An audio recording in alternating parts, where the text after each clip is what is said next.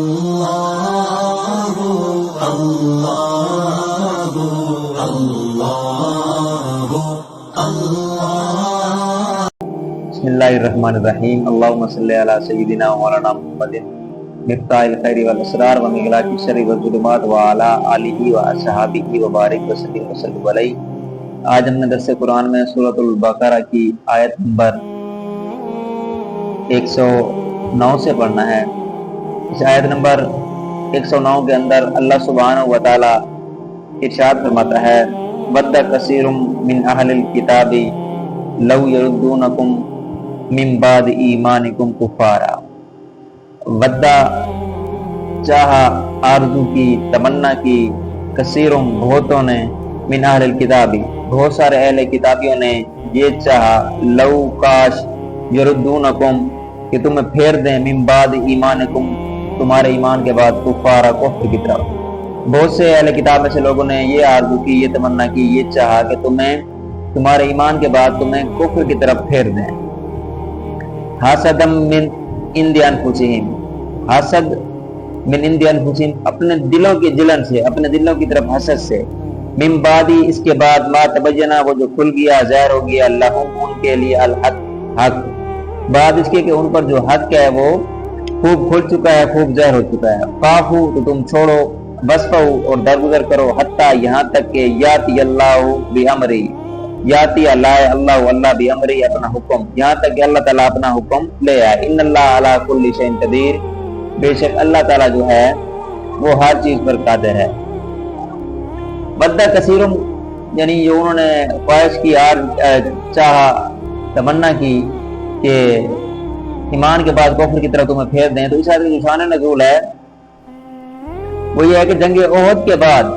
یہودیوں کی ایک جماعت نے حضرت حذیفہ بن جمان وہ صحابی ہیں جن کے والد جو ہیں وہ غلطی سے مسلمانوں کے ہاتھوں شہید ہوئے تھے، اور حضرت عمار بن یاسر کو، ان دو کو معاذ اللہ مرتد ہونے کی دعوت دی۔ یہودیوں نے جنگ احد کے بعد، جنگ احد جو 3 ہجری کے اندر لڑی گئی، جس کے اندر جو ایک غیر فیصلہ کن جنگ تھی، جس کے اندر پہلے مسلمان حاوی رہے، بعد میں وہ حاوی رہے، اور اس جنگ کے اندر مسلمان جو مال غنیمت کی طرف جب گئے تو پھر اللہ اور اس رسول کی نافرمانی کی سزا کے طور پر اس جنگ کے اندر مسلمانوں کو فتح حاصل جو ہے وہ نہیں ہوئی تھی، 70 مسلمان اس جنگ کے اندر شہید ہوئے تھے۔ اس جنگ کے بعد حضرت حذیفہ بن جمان اور حضرت عمار بن یاسر کو انہوں نے مرتد ہونے کی دعوت دی۔ ان بزرگوں نے ان کو سختی سے رد کیا، اور پھر حضور علیہ السلام کی خدمت میں عرض ہو کر آپ نے یہ سارے واقعی خبر دی، تو حضور علیہ السلام نے فرمایا تم نے بہتر کیا، اور فلاح پائی، تو اس پر یہ جو آیت ہے یہ نازل ہوئی۔ اب اس کے آگے ذکر آیا ہے سورت کی اسی آیت کے اندر کہ ان کے دلوں کی حسد، یعنی ان کے جلن تھی ان کے دلوں کے اندر، وہ اپنے نفسوں کی طرف سے ان کا حسد تھا۔ اسلام کی حقانیت کے جاننے کے باوجود یہودیوں کا مسلمانوں کے کفر اور ارتداد کی تمنا کرنا، یہ چاہنا کہ ایمان سے محروم ہو جائے، حسد کی وجہ سے تھا۔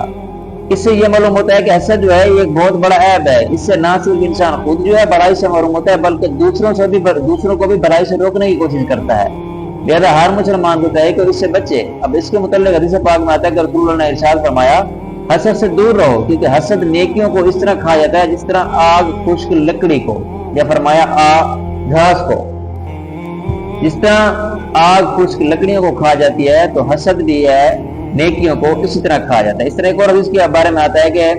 رواب محبت فرماتے ہیں حسد سے بچو، کیونکہ یہ پہلا گناہ ہے جس کے ذریعے آسمان میں اللہ تعالیٰ کی نافرمانی کی گئی، اور یہی پہلا گناہ ہے جس کے ذریعے زمین میں اللہ تعالیٰ کی نافرمانی کی، یعنی آسمان پر بھی حسد کی وجہ سے نافرمانی کی گئی، اور جس طرح شیطان نے اللہ کی نافرمانی کی، ابلیس نے آدم علیہ السلام کو ہدایت کرنے سے انکار کیا، اور اس طرح زمین میں بھی اللہ تعالیٰ کی نافرمانی کی گئی۔ قابیل کو بھی حسد تھا حابیل سے، کیونکہ وہ جو ان کے جس سے نکاح ہونا تھا وہ چاہتا تھا کہ اس سے میرا نکاح ہو، تو یہ آسمان پر زمین پر جو پہلی نافرمانی ہے وہ اس حسد کی وجہ سے کی گئی ہے۔ یاد رہے کہ حسد تو حرام ہے، لیکن ایک ایسی صورت بھی ہے جس کے اندر حسد حرام نہیں ہے، وہ یہ کہ کوئی شخص اپنے مال و دولت یا اسباب و وجاہت مرتبہ جو اس کے پاس ہے اس کے ذریعے گمراہی اور بے دینی پھیلا رہا ہے، تو اس کے فتنے سے محفوظ رہنے کے لیے اس کی نعمت کے زوال کی تمنا حسد میں داخل نہیں ہے اور حرام میں بھی نہیں ہے۔ یعنی ایک بندے کے پاس مال و دولت ہے، اثر و رسوخ ہے، وجاہت ہے، مرتبہ ہے، اس کو بے دینی پھیلانے میں، گمراہی کے اندر استعمال کر لے، تو یہ دعا کرنا کہ اس کی جو مال و دولت ہے یا اس کے جو مرتبہ ہے وہ ختم ہو جائے، تو یہ اصل میں داخل بھی نہیں ہوگا اور یہ حرام بھی نہیں ہوگا۔ اب اس کے آگے آیا ہے فاعفو واصفحوا کہ ان سے درگزر کرو، تو یہ جو جہاد کی آیات نازل ہوئی ہیں ان سے ایسی تمام آیات کا حکم جو ہے منسوخ ہو گیا جن کے اندر کافروں سے درگزر کرنے کا حکم دیا گیا ہے۔ اب اس سے جو اگلی آیت ہے